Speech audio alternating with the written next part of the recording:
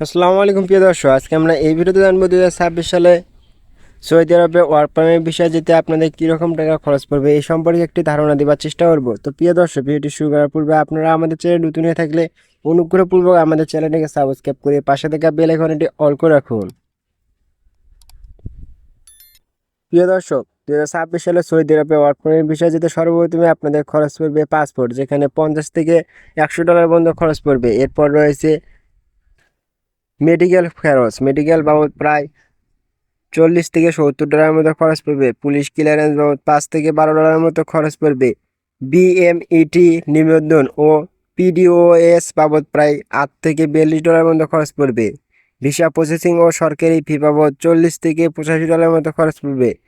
বিমান ভাড়া বাবদ প্রায় $170 থেকে শুরু করে $420 মতো খরচ পড়বে।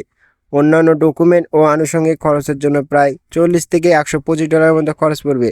সর্বমোট সরকারি খরচের হিসাব করলে যা দাঁড়াবে প্রায় $370 থেকে $830 মতো, যা বাংলা টাকায় প্রায় 45,000 টাকা থেকে শুরু করে 1 লক্ষ টাকার মতো।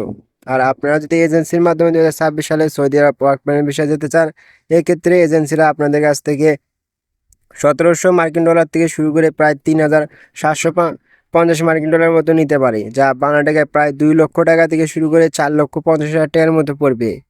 তো প্রিয় দর্শক, আপনারা যেভাবে যান না কেন অবশ্যই বিশ্বস্ত এজেন্সির মাধ্যমে আবেদন করে যাওয়ার চেষ্টা করবেন, কারণ বর্তমানে অত্যাধিক হারে ভুয়া এজেন্সির সংখ্যা বেড়ে গেছে। প্রিয় দর্শক, যে কোনো তথ্য জানতে কমেন্ট বক্সে কমেন্ট করুন, আর আমাদের ভিডিওটি ভালো লাগলে অনুগ্রহপূর্বক আমাদের চ্যানেলটিকে সাবস্ক্রাইব করুন। আজকের মতো ভিডিওটি এখানে শেষ করছি। Thanks for watching this video.